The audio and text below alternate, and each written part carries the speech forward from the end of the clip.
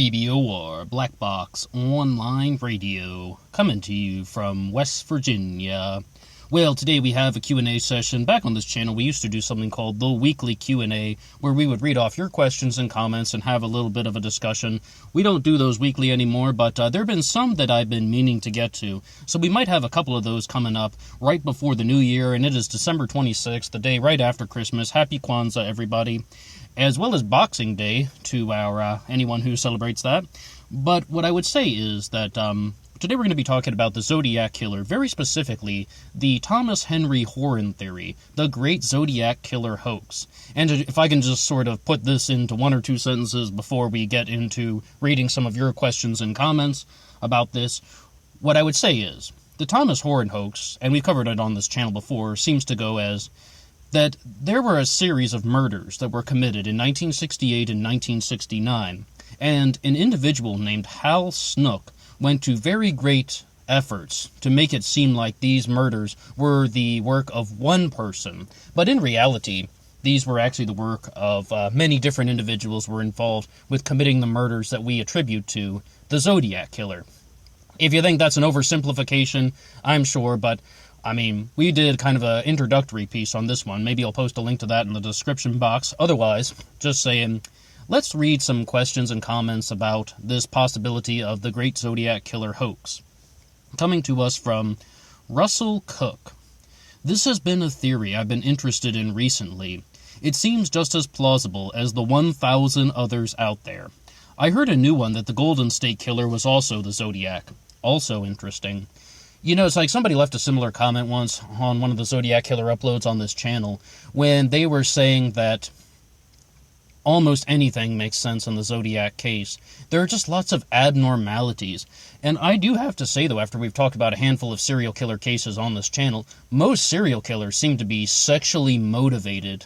And there was even this one psychologist on TV once that said, it all comes back to sex. That's why people do these things. But with the Zodiac Killer, according to Michael Butterfield, very specifically, the person that I'm just going to be referencing, the Zodiac was not a sexually motivated killer. And you see this in the murders. The murders were not sexually motivated. You don't have some guy going after prostitutes. You don't have some guy targeting women and then defiling their corpses like Ted Bundy, or someone targeting men and doing similar things like the way that Jeffrey Dahmer would have gone about these things. The Zodiac murders were not sexually motivated, and I think that's a very good point. Now, this one comes to us from I See Your PP. You're okay? Maybe the real Zodiac Killer was the friends we made along the way. Is that a reference to something? I think that's a reference to something. I think that I See Your PP is actually, I don't think that's just a meaningless comment. I think there's a reference in there somewhere that I'm not getting. But we also have another one that is coming to us from Indrid Cold, and this is a more lengthy discussion on Thomas Henry Horan. What he, or this person here says is, I only made it through 2/3 of your video because you got so much wrong. Alright. You can't just watch a YouTube interview video or two and expect yourself capable of summarizing years of tedious, steadfast, highly intelligent, well-connected, and truly impressive work. Work that has culminated in a brilliant case study in the form of a trilogy of exceptional books. The only thing I have to say about that is, as far as about the reason why I did the first upload was I made a response to Thomas Horan's appearance on the Opperman Report hosted by Ed Opperman, and all I have to say is, people do film reviews, people do book reviews. I mean, people will watch a documentary and they will make a review to it. They make a response to it. I do confess that podcast reviewing isn't really a thing yet, but we've done a lot of that on this channel. When this thing started out, I used to say, I don't like to respond to other people's channels. I respond to other people's stuff all the time. It's like, I mean, people put content out there and other people respond to it. But Indrid continues here. I would have to disagree wholeheartedly with you on a point you repeated thrice and argue instead that the professor's extremely detailed, well-organized, and perfectly paced explanation of the entire ordeal is in fact the least complex and convoluted explanation and hypothesis ever created on the subject. One thing I would say as sort of like, I don't necessarily disagree with Thomas Horan. I don't necessarily think that he was wrong. I mean, I definitely want to know more about it. I said it was a very detailed and it was a very complicated theory, but it's definitely more complicated than some of the theories out there. It was Arthur Lee Allen, end of story. I mean, this one is a little bit bigger, because this involves the San Francisco Narcotics Department, this involves the journalist from the San Francisco Chronicle, this involves Robert Graysmith. I mean, I'd say that this is a little bit complicated, but it doesn't mean that it is false, and I hope that that's very clear. I'm going to be approaching this one with an open mind, and also, we cover a variety of theories on the channel, like someone mentioned in the first comment that came in to us from Russell, that there's the theory out there that there's a connection between the Golden State Killer and the Zodiac Killer. Yeah, we'll discuss stuff like that. We did 2 uploads on George Hill Hodel and the theory that he could have possibly been the Zodiac Killer. That's like his son Steve Hodel says that his father was the Black Dahlia Avenger, that he committed the lipstick murders in Chicago, he committed murders in the Philippines, and of course he was also the Zodiac Killer. I mean, this is a far-off corner of YouTube. We can cover nearly any subject, and we have the ability to do so. But, I mean, I'd say that it's a different theory. It's a little bit bigger. And I completely agree that he has a lot of, painstaking, very tedious research. And when I heard him in the interview, I was just hearing so much information. But, ultimately, you have to read his books, as well as visit the website he provides, wherein he provides all the publicly available documentation on the case in one place. He was even the first to include the unsanitized versions of many key documents. First, I would just say thank you to Indrid for leaving this very long, detailed comment, and that's exactly what we're going to be doing now, because I am holding my copy of The Great Zodiac Killer Hoax by none other than Thomas Henry Horan. This is the Kindle edition. They have that one-touch ordering on Kindle. I actually bought this thing twice because I have 2 different Kindle accounts, and it's like, you just click once and it's like, oh, I guess I bought it. I don't see it on my device, and then I clicked it again, and that actually sent it to a different device, and I have more than 1 Kindle account, so now I have 2 copies of The Great Zodiac Killer Hoax of 1986, a literary investigation by Thomas Henry Horan. I mean, like I said, I heard an interview, and I responded to it. Maybe I didn't get everything right, but one of the things that we do on this channel, in fact, the biggest thing that goes on here is I share my journey with you guys about how we explore the subjects, particularly in true crime, but we've covered some other things about politics, some things about neo-Nazis recently, anything really. So, we're going to be working through this book here, The Great Zodiac Killer Hoax of 1986 by Thomas Henry Horan. Maybe we'll get to the other 2 books. I would love to, but there are just so many things that are going on, and let's just look a little bit here at the introduction. The reason most of us like to read true crime books is most of us believe that we could solve the mystery. That's the first line written by Thomas Horan. When I first started this channel and started putting out true crime uploads, yes, absolutely. Then, after about 5 minutes, I came to the conclusion that maybe I couldn't truly solve the mystery all by myself, but I thought, perhaps I'm contributing something to the discussion. But in reality, it's so much more difficult than it seems, like some people are just trying to piece together the pieces of information on the internet. So much harder than I had thought it would be, and perhaps that was somewhat naive of me back when I started the channel about 3 years ago. And yes, indeed, it was naive of me to think that it would be such a simple process, but at the same time, it gives us the opportunity to read new books, it gives us the opportunity to have more discussions, and a lot of these true crime writers really do go through some excellent amounts of research, and we can kind of explore the journey along the way. But about the motivation for true crime, we mentioned the New York Times article recently that was talking about one of the other kind of less frequently discussed things about true crime is it is something that reinforces the principles of security in society, the need for security and safety in society. What the New York Times article was arguing was that it's kind of like one of the underlying psychological features and factors about why people like true crime is that it gets people to think about the need for security and safety in society. And I think that's really connected to some of the kind of more political uploads we've done, talking about the need for mental awareness education in our school systems. In fact, and I'm going to continue with some of the writings of Thomas Henry Horan, In fact, the only difference between us and the actual detectives whose job it is to solve mysteries is that these people do have access to all the available information to solve mysteries. Witness statements, crime lab reports, and the other clues which hopefully lead to solutions are all that is necessary for anyone with ordinary intelligence to solve a mystery. In real life, of course, we the public never get full access. Oh, yes. I mean, that is that's one of the real challenges that you have talking about these things on YouTube.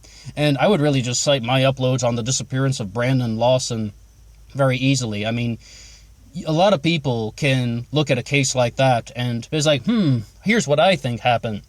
But in reality, only a certain amount of information comes to the general public.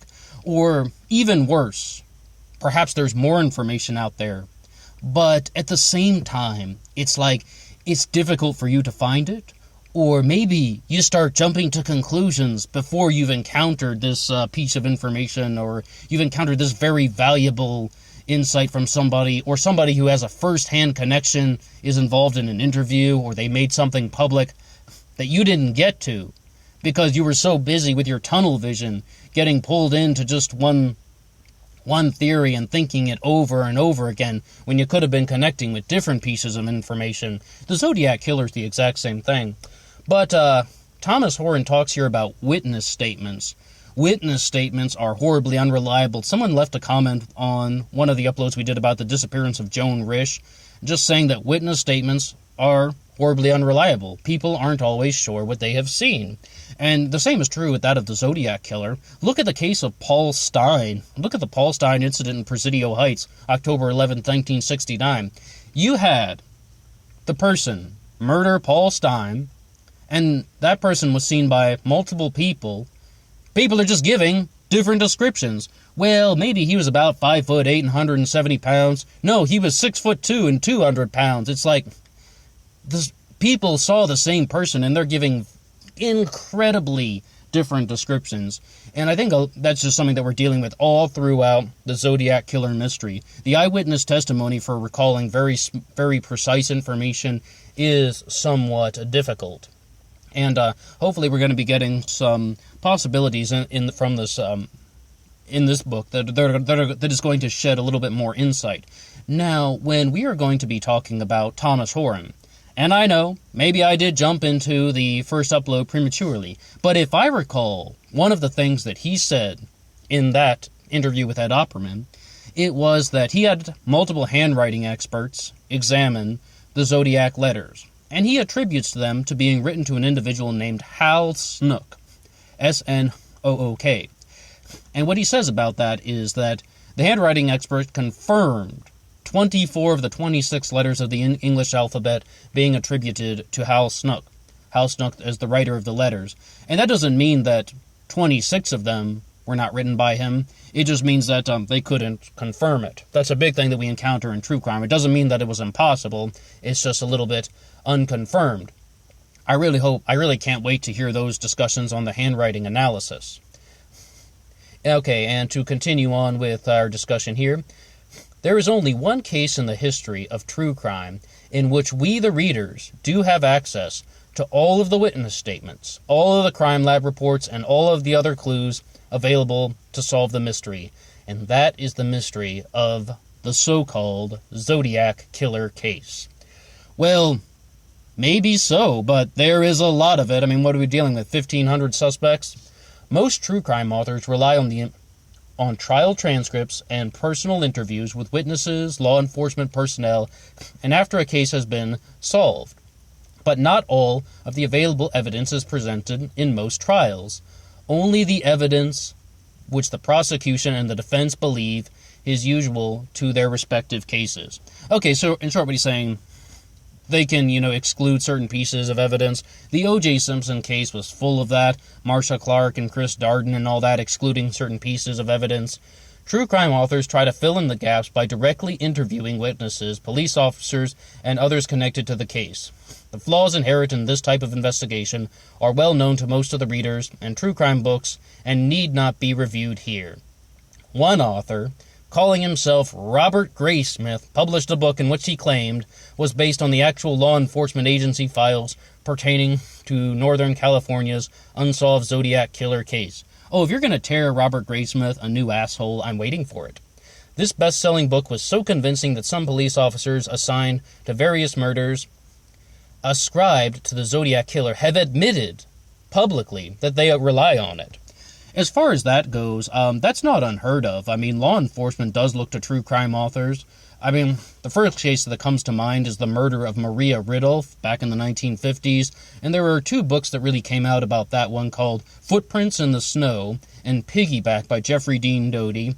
And I love the interviews with Jeffrey Dean Doty, giving all his breakdowns, and the district attorney became a fan of both of those books, and that actually led to the exoneration of an individual named Jack McCulloch in that case. I mean, it's not unheard of for law enforcement to start reading true crime books, but what I guess Horan is saying is that they shouldn't have been looking at Graysmith because, well, if I recall what he just called about him, he just calls him a liar. He just lies all the time. So says Horan anyway. The book was so influential that the California law enforcement personnel were eventually convinced that a convicted sex offender named Arthur Lee Allen was actually the Zodiac Killer. I mean, to get away from Horan's statement here, Arthur Lee Allen was a sex offender, but once again we said there doesn't seem to be any sort of sexual motivation for the Zodiac killings. No molestation, the women were not raped, they were not, found naked or anything like that. Very little evidence of anything sexual other than possibly someone trying to restore their own ego, if you're going to listen to people like Lyndon Lafferty, but not exactly the same thing. Compounding the problem, Graysmith's Zodiac has been the primary source for every other book, documentary film, and the so-called Zodiac Killer film by David Fincher in 2007. It's sort of a meta-narrative, a story of how the story was written. I mean, that is true of David Fincher's film, but we're going to be exploring this a little bit more on the channel. I just wanted to say that thank you to everyone who's been leaving a comment on the Zodiac Killer and the Thomas Henry Horan, the Great Zodiac Killer Hoax. We've got the book now, and we're going to be doing a few uploads from time to time. I can't guarantee when, but look out for them if this is something that you want to talk about, and just to find about how Robert Graysmith is a liar. I mean, I think that that's some of the most entertaining stuff about this. I know we're dealing with the murders of real people, but no, exposing Graysmith as a liar, that's going to be more than welcome if you can catch my drift. Thank you once again to everybody who left a comment, and I hope you guys like this upload. If you like this upload, you can hit the like button. If you haven't subscribed yet, please feel free to subscribe. And if you have anything to say at all about the Zodiac Killer, please drop a comment below. And welcome to our introduction on Thomas Henry Horan and the Great Zodiac Killer Hoax. Until next time.